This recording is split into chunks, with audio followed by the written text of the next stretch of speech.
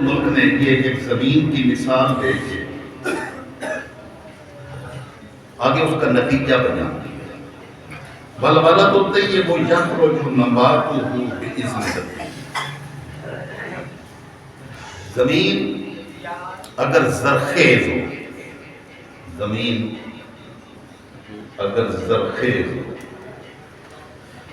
تو آپ کو معلوم ہے کہ باغات وغیرہ، یہ سبزہ، یہ ساری ہریالیاں، یہ سارے جو پھل، ساری اجناس کس زمین سے نکلی ہیں؟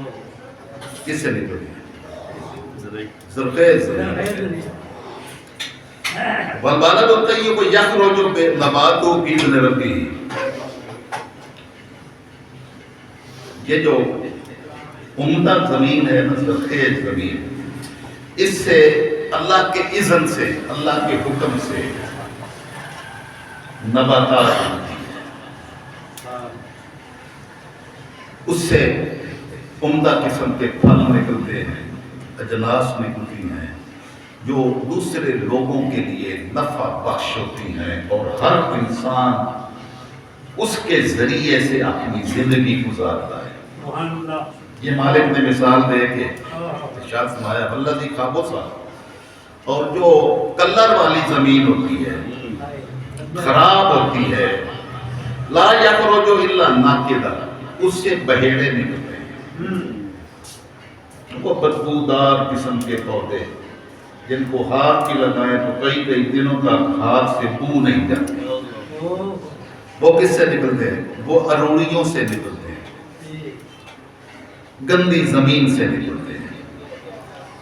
تو کذالک نصرف الآیات لقوم یشکرون، اس طرح ہم شکر گزار قوموں کے لیے اپنی نشانیاں کھول کھول کے بیان کرتے ہیں۔ گویا فرمایا کہ لوگوں اپنے دل کی سرزمین کو، اس دل کی تختی کو پاکیزہ کر لو، تو اس پاکیزہ دل پر جو بھی تم نقش ڈالو گے وہ پھلدار نقش ہوگا۔ اس من کی تختی کی صفائی کے بعد جو تم سجدہ کرو گے وہ سجدہ مالک کی بارگاہ میں سیدھا تعلق جوڑ دے گا۔ اور اگر من میں ہزار خباثتیں ہوں، اندر کی خباثتیں لے کر ساری رات بھی عبادتیں کریں تو ساری باتوں کو اٹھا کر منہ پر دے مارا جاتا ہے کہ ابھی اس نماز کی ضرورت نہیں ہے۔ آقا علیہ السلام کی بارگاہ میں ایک عورت کا تذکرہ کیا گیا، یا رسول اللہ صلی اللہ علیہ وسلم، وہ ایک عورت ہے جو بڑی عبادت گزار ہے، روزے رکھتی ہے، نمازیں پڑھتی ہے، لیکن اس کے پڑوسی اس سے اتنا تنگ ہے کہ کبھی اس کے اڑوس پڑوس میں اس کے ذریعے سے کسی کو خیر نصیب نہیں ہوئی، تو آپ نے ارشاد فرمایا کہ اس کی اس نمازوں روزوں کا کچھ آوال نہیں، اور جو وجود اپنے ماحول اور اپنے ارد گرد کے لیے دوسرے مومنین کے لیے سراپا خیر ہو، اس کی تھوڑی ہی باتیں بھی قبول کر لی جائیں۔ انسان کی تھوڑا سا عمل جس میں اخلاص ہو، من کی تختی درست ہو، تو اس پر تھوڑا لکھا ہوا سبق بھی اس کے لیے نافع ہو جاتا ہے، اور وہ اس کے لیے فائدے ہی فائدے لاتا ہے۔ اس لیے میں نے ایک سبق یاد کروایا، ساری زندگی ایک سبق یاد کروایا کہ دین کی تعریف اگر ایک جملے میں کرنی ہے تو دین لوگوں کی خیر خواہی اور بھلائی کی سوچ کا نام ہے، جس کو انسانیت کا، جس کو حیوانوں کا، جس کو نباتات کا، جس کو اللہ کی مخلوق کا من میں درد ہو، بس سمجھ لے کہ ایمان نصیب۔ تو یہی ایمان کی تعریف ہے۔ تو میں نے اخلاق حسنہ کی سید الانبیاء صلی اللہ علیہ وسلم کی ذات مطہرہ کے حوالے سے ابتدا سے یہ شروع کیا تاکہ آج ہم جس سٹیج پہ کھڑے ہیں اخلاق حسنہ جو سید الانبیاء صلی اللہ علیہ وسلم جن کی ذات کے ماننے والے ہم ہیں ان کی تعلیمات کو غیر لے کر انہوں نے اپنے معاشرے میں سچ، اپنے معاشرے میں، ہمارے ساتھ نہیں، ہمارے ساتھ تو وہ سچ نہیں بولتے لیکن اپنے معاشرے میں سچ بولتے ہیں، ہمارے ساتھ وہ بددیانتی کرتے ہیں لیکن اپنے معاشرے میں بددیانت نہیں ہے۔ تو کافروں نے ہمارے سبق اپنا کر سید الانبیاء صلی اللہ علیہ وسلم کی وہ جو آفاقی تعلیمات ہیں ان آفاقی تعلیمات کو وہ تو ہر ایک کے لیے تھی، جو بندہ سچ بولے گا کامیاب اس کے لیے مومن کا کافر ہونا شرط نہیں، جو بندہ سچا ہوگا وہ کبھی ناکام نہیں ہوگا، سچا تاجر ہو اس کو خسارہ ہو ہی نہیں سکتا، بددیانت نہ ہو، دیانتدار تاجر ہو سواری پیدا نہیں ہوتا کبھی اس کو خسارہ ہو، دنیا اسی کی دکان پر جو ہے نا وہ دور دور سے تلاش کر کے آئے گی۔ حضرت حذیفہ بن یمان رضی اللہ تعالیٰ عنہ نے ارشاد فرمایا کہ آقا علیہ السلام نے ارشاد فرمایا کہ وقت آئے گا جب آپ کسی کے ساتھ لین دین بھی نہیں کر سکیں گے کیونکہ ہر طرف بددیانتی ہوگی، تو بددیانت آدمی کے ساتھ کوئی ایک مرتبہ پھنسے گا دوسری مرتبہ وہاں نہیں آئے گا، لیکن دیانتدار آدمی کو تلاش کر کے لوگ اس کے پیچھے آئیں گے۔ اب اس کے لیے جو ہے نا وہ کوئی داڑھی والا ہونا، جبے کبے والا ہونا، پگڑی باندھ کے رکھنا وغیرہ اور دکان کے اندر باجماعت نماز ادا کرنا شرط نہیں ہے۔ ایسے لوگوں کی شاید جھوٹ کی مار میں آ کر کئی لوگ اپنا مالی نقصان کر بیٹھے ہیں، تو یہ ہمارے تجربے ہیں، آپ کے بھی تجربات ہوں گے۔ ظاہری شکل و صورت سے دھوکہ نہ کھائیں۔ بہت سارے لوگ داڑھی کی آڑ میں جھوٹ بولتے ہیں، فراڈ کرتے ہیں، ہمارے ساتھ ہوا ہے بڑا کرم ہے۔ لیکن جو بندہ سچا ہوگا وہ کافر ہوگا تب بھی دنیا کی تجارت میں وہ کبھی نقصان نہیں ہوگا۔ ہاں اس نے اللہ رسول کی ذات کو نہیں مانا، آخرت میں اس کو کچھ حصہ نہیں۔ تو اللہ رب العزت نے ارشاد فرمایا کہ زمین کی تختی کو زرخیز بناؤ، زمین من کی جو زمین ہے نا اس کو زرخیز ہونا چاہیے۔ اس لیے تاجدار کائنات صلی اللہ علیہ وسلم جب آئینہ دیکھتے آئینہ تو آئینے میں اپنا چہرہ نظر آتا ہے تو آقا علیہ السلام دعا فرماتے ہیں اللہم حسن خلقی کما حسنت خلقی، باری تعالیٰ جس طرح ظاہر خوبصورت بنایا ہے میرا باطن بھی خوبصورت کر دے، یعنی من کی تختی جو ہے وہ اجلی کر دے۔ تو آقا علیہ السلام کی تو تختیاں ساری اجلی ہی تھی، یہ جو تعلیمات تھی یہ ہمارے لیے تھی کہ ہم اللہ کی بارگاہ سے یہ ہمیشہ مانگیں کہ مالک الملک ہمیں من کا اجلا بنائے، ہمارے اخلاق کو سنوارے، ہم اخلاق حسنہ کے پیکر بنے۔ اور آقا علیہ السلام کی بعثت کا جو مقصد ہے، بعثت آقا علیہ السلام کو مبعوث فرمایا گیا، آقا علیہ السلام نے فرمایا انما بعثت لأتمم مکارم الاخلاق،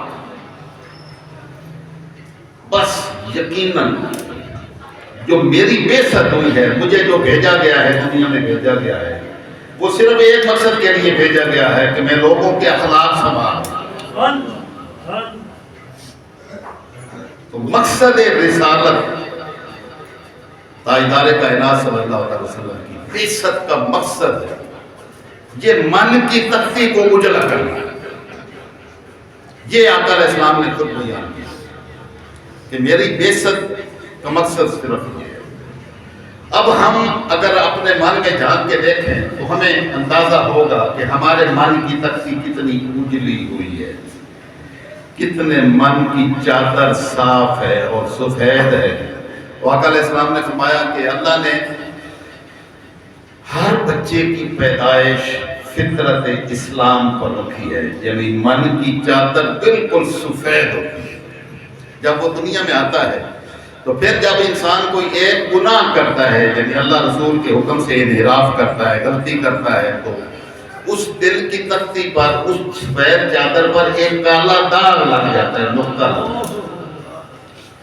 اگر سفید چادر ہو تو اگر آپ اس کو دیکھیں اور آپ سے کوئی پوچھے ذرا اس چادر کو دیکھ کے بتائیں اس میں کیا ہے، تو آپ اتنی بڑی چادر ہو سفید تو یہ نہیں کہیں گے کہ سفید چادر ہے، یہ کہیں گے اس میں ایک کالا داغ ہے۔ کسی سے پوچھے تو کیا جواب دے گا؟ اس کو کیا نظر آئے گا؟ سفید چادر نظر آئے گی یا داغ نظر آئے گا؟ داغ نظر آئے گا۔ تو تاجدار کائنات صلی اللہ علیہ وسلم نے فرمایا کہ یہ بچہ جو تیرے گھر میں پیدا ہوا ہے، اس کو اللہ نے سفید چادر کی طرح بنایا ہے، اس کا دل بالکل صاف ہے، اس کو گناہوں سے بچا لو تربیت کر کے، تو اس کے دل کی تختی سفید رہنے دو، تو اللہ رب العزت کیا فرماتا ہے کہ میں نے تمہیں روح جو تمہارے من میں پھونکی اور تمہاری جان تمہارے من میں آئی، تو جیسی بھیجی تھی نا اسی طرح مجھے واپس لوٹا دے، اس کو گندا کر کے نہ لے آنا۔ یا ایتھا النفس المطمئنہ ارجعی الی ربک راضیہ، اے نفس مطمئنہ جس طرح ہم نے تمہیں بھیجا تھا نا اسی طرح اجلا صاف من لے کر میری بارگاہ میں واپس آنا۔ اب اگر وہ اصرار کرے یا دوسری بھی غلطی کر دے ایک اور نقطہ بن جاتا ہے۔ تو آقا علیہ السلام نے فرمایا کہ یہ انسان پھر گناہ کرتے کرتے کرتے سارے دل کی چادر کالی ہو جاتی ہے اگر توبہ نہ کرے، لیکن فرمایا لِكُلِّ شَيْءٍ صَلَاحَةٌ، ہر شے کا زنگ دور کرنے کی ایک پالش ہوتی ہے، پالش ہوتی ہے۔ اگر یہ آپ کی ٹوٹی، آپ کا برتن کوئی کالا ہو جائے، اس کی پالش ہوتی ہے، پالش اس پر لگائیں اور اس کو ملیں صاف کریں تو وہ بالکل پھر اجلی ہو جاتی ہے۔ تو آقا علیہ السلام نے فرمایا وَسَقَالَةُ الْقَلْبِ لَا إِلَٰهَ إِلَّا اللَّهُ، یہ دل کی تختی پر اگر گناہ کا کوئی داغ لگ جائے تو اللہ رب العزت نے اس کی پالش بنائی ہے، اور وہ پالش ہے لا الہ الا اللہ محمد رسول اللہ صلی اللہ علیہ وسلم۔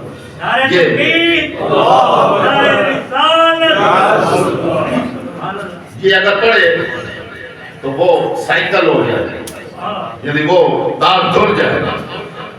آپ کپڑے پر داغ لگ جائے تو صابن لگاتے ہیں،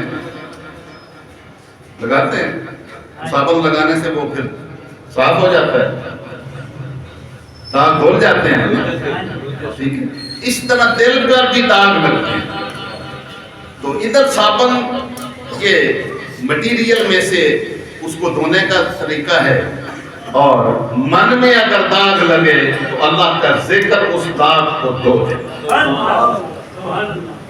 تو ہمارے دین نے یہ سکھایا کہ تمہاری دل کی تختی مالک نے اجلی رکھی تھی تو بچوں کی تربیت اجلی رکھیں۔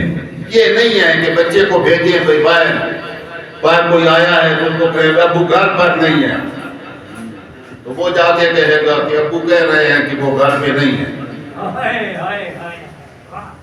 ایسا ہی ہوتا ہے۔ تو اس کا مطلب ہے کہ اللہ نے اس کو تو سچا بنایا تھا، اس کی دل کی تختی پر جھوٹ ہم نے لکھوایا۔ تو سکول، یونیورسٹیاں، گھر کا ماحول، والدین خود سیدھے ہونے کے لیے تیار نہیں ہیں، لیکن اولاد سے توقع رکھتے ہیں کہ اولاد نمازی بنے، اولاد سچ بولنے والی ہو، اولاد ایفائے عہد والی ہو، اولاد دیانتدار ہو۔ ایسا ہی ہے کہ نہیں؟ توقع اگلی نسل سے، دوسروں سے ہم کچھ اور رکھتے ہیں، خود کچھ اور کرتے ہیں۔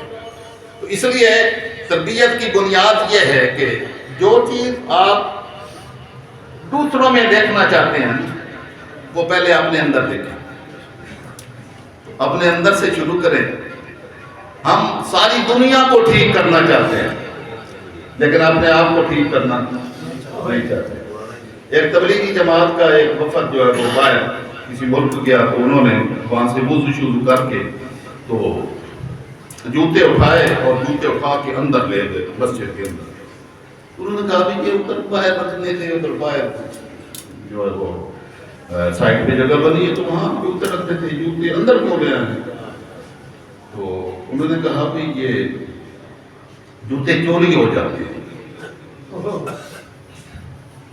تو انہوں نے کہا بھی آپ کہاں سے آئے ہیں؟ انہوں نے کہا ہم پاکستان سے ہیں۔ تو انہوں نے کہا یہاں تو جوتے مسجد میں چوری نہیں ہوتے، تم وہاں جا کے تبلیغ کرو جہاں مسجد میں بھی جوتے چوری ہو جاتے ہیں۔ یہاں کوئی تبلیغ کرنے کی ضرورت نہیں ہے، جہاں تمہاری تبلیغ نہیں چاہیے، وہ ان کو جا کے تبلیغ کریں جو مسجد میں بھی چوری کرنے سے باز نہیں آتے۔ تو یہ ہمارا کردار اور ہمارا کردار کا عالم ہے۔ تو ہم اخلاق کے کس سطح پہ پہنچ گئے ہیں؟ تو میرے آقا صلی اللہ علیہ وسلم نے جو اخلاق کا پیکر بن کر تشریف لائے تو اپنے ماننے والوں اور اپنے غلاموں میں اخلاق کا انقلاب پیدا کیا۔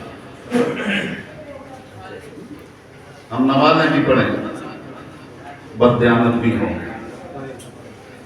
ہم نمازیں روزے بھی رکھیں اور دوسروں کی جیبیں بھی کاٹیں۔ روزے نمازیں کس کام کی؟ ہم حج بھی کرنے جائیں، ہمارا جسم جو ہے طواف کر رہا ہو بیت اللہ شریف کا، اور من بددیانتی کی ساری ترکیبیں سوچ رہا ہو کہ کیا کیا یہاں سے سمگل کر کے لے جانا ہے۔ تو یہ حج، یہ طواف نہیں ہے، یہ صرف جسم کے چکر ہیں۔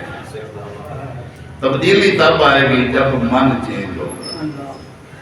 وہ آقا علیہ السلام نے جو تبدیلی پیدا کی وہ من کی تبدیلی کی۔